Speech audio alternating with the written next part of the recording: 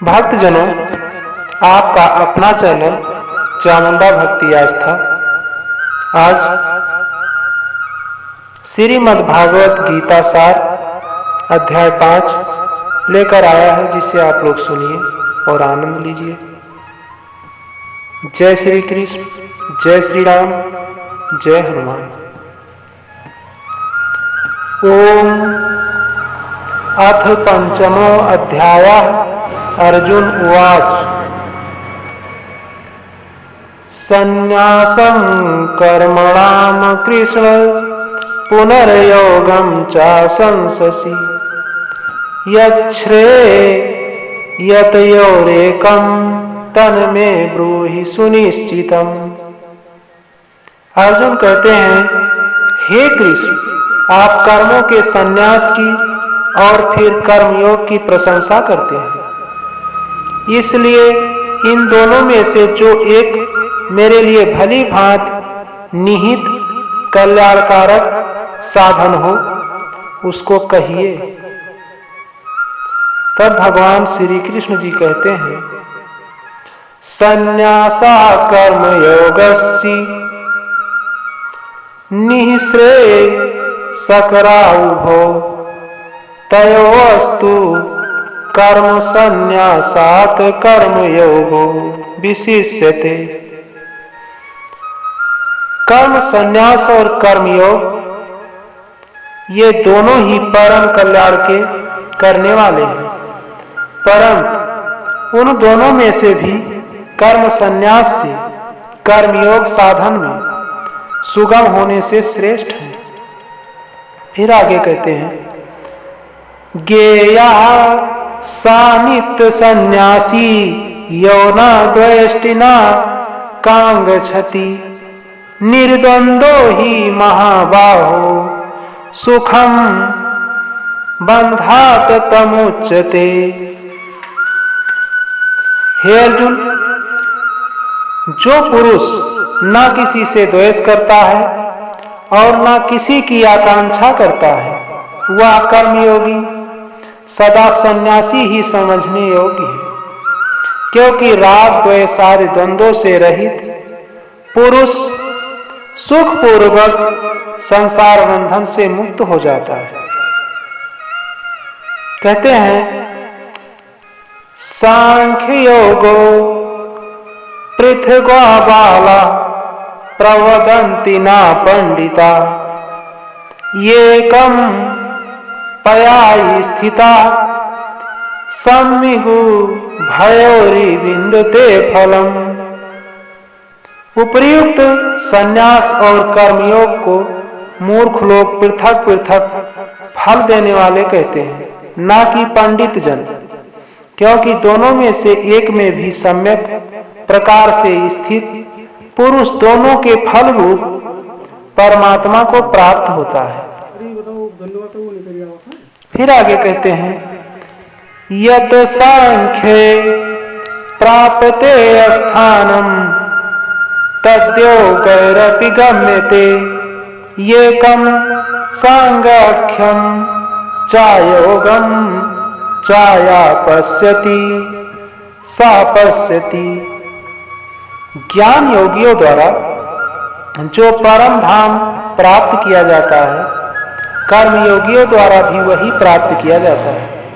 इसलिए जो पुरुष ज्ञान योग और कर्मयोग को फल रूप में एक देखता है, वही यथार्थ देखता है। संन्यासस्तु महाबाहो दुःखमाप्तुं योगता योगयुक्तो मुनिर्ब्रह्म न चिरेणाधिगच्छति। परंतु हे अर्जुन, कर्मयोग के बिना संन्यास अर्थात मन, इंद्रिय और शरीर द्वारा होने वाले संपूर्ण कर्मों में कर्तापन का त्याग प्राप्त होना कठिन है, और भगवत स्वरूप को मनन करने वाला कर्मयोगी परब्रह्म परमात्मा को शीघ्र ही प्राप्त हो जाता है। फिर कहते हैं, योग युक्तो विशुद्धात्मा विजितात्मा जितेन्द्रिये सर्वभूतात्म भूतात्मा कुर्वन्नपि न लिप्यते। जिसका मन अपने बस में है, जो जितेंद्रिय एवं विशुद्ध अंतःकरण वाला है और संपूर्ण प्राणियों का आत्मरूप परमात्मा ही जिसका आत्मा है, ऐसा कर्मयोगी कर्म करता हुआ भी लिप्त नहीं होता। फिर कहते हैं, नयो किंचित रोमीत युक्तो मन्येत तत्त्ववित् पश्चय श्रीणुनस पृषाइंज घन अनंगच्छ न स्वापंचसन प्रलपन्यु सृजन गृहान्निन्म निमिषन्नपि इंद्रियाणीन्द्र यथार्थेषु वर्तन्त इति धारयन्। तत्व को जानने वाला सांख्य योगी, जो देखता हुआ, सुनता हुआ, स्पर्श करता हुआ, सूंघता हुआ, भोजन करता हुआ, गमन करता हुआ, सोता हुआ, श्वास लेता हुआ, बोलता हुआ, त्यागता हुआ, ग्रहण करता हुआ तथा आंखों को खोलता और मूंदता हुआ भी सब इंद्रियां अपने अपने अर्थों में बरत रही हैं। इस प्रकार समझकर निसंदेह ऐसा माने कि मैं कुछ भी नहीं करता हूं। ब्राह्मण्याधाय कर्माणि संगम त्यक्त्वा करोते यः लिप्यते नासा पापेन पदम पद्रमिवाम्भसा। जो पुरुष सब कर्मों को परमात्मा में अर्पण करके और आसक्ति को त्याग कर कर्म करता है, वह पुरुष जल से कमल के पत्ते की भांति पाप से लिप्त नहीं होता। कायेन मनसा बुद्धया केवलैरिन्द्रियैरपि योगिना कर्म कुर्वन्ति संगम त्यक्त्वात्मशुद्धये। कर्मयोगी ममत्व बुद्धि रहित केवल इंद्रिय, मन, बुद्धि और शरीर द्वारा भी आसक्ति को त्याग कर अंतःकरण की शुद्धि के लिए कर्म करते हैं। युक्ता कर्म फलम त्यक्त्वा शांतिमापन्नोति नैष्ठिकीम् आयुक्ता कामकारेण फले सक्तो निबध्यते। कर्मयोगी कर्मों के फल का त्याग करके भगवत प्राप्ति रूप शांति को प्राप्त होता है और सकाम पुरुष कामना की प्रेरणा से फल में आसक्त होकर बंधता है। सर्वकर्माणि मनसा सन्निस्यायस्ते सुखं वसी नवद्वारे पुरे देहि नयो कुर्वन् कारयन्। अंतःकरण जिसके बस में है, ऐसा सांख्य योग का आचरण करने वाला पुरुष न करता हुआ और न करवाता हुआ ही नौ द्वारों वाले शरीर रूप घर में सब कर्मों को मन से त्याग कर आनंद पूर्वक सच्चिदानंद घन परमात्मा के रूप में स्थित रहता है। नाकृतिर्तत्त्वं न कर्माणि लोकस्य सृजति प्रभु न कर्म फल संयोगम स्वभावस्त प्रवर्तते। परमेश्वर मनुष्यों के न तो कर्तापन की, न कर्मों की और न कर्म फल के संयोग की ही रचना करते हैं, किंतु स्वभाव ही वर्त रहा है। नादत्ते कस्यचित् पापं नाचयो सुकृतं विभु अज्ञानेनावृतं ज्ञानं तेन मुहान्ति जन्तवा।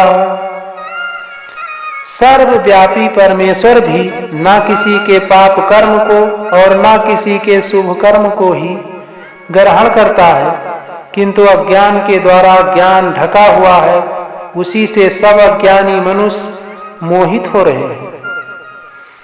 ज्ञानेन तु तद ज्ञानम ऐसाम नासित आत्मना तेषाम् आदित्यवज्य ज्ञानम प्रकाश्यति तत्परम। परंतु जिनका यह अज्ञान परमात्मा के तत्व ज्ञान द्वारा नष्ट कर दिया गया है, उनका वह ज्ञान सूर्य के सदृश उस सच्चिदानंद घन परमात्मा को प्रकाशित कर देता है। तद बुद्ध्यस्तदात्मान अस्तन्यष्ठत अस्तपरायणा गच्छन्ति पुनरावृतम ज्ञाननिर्धूत कर्मसः।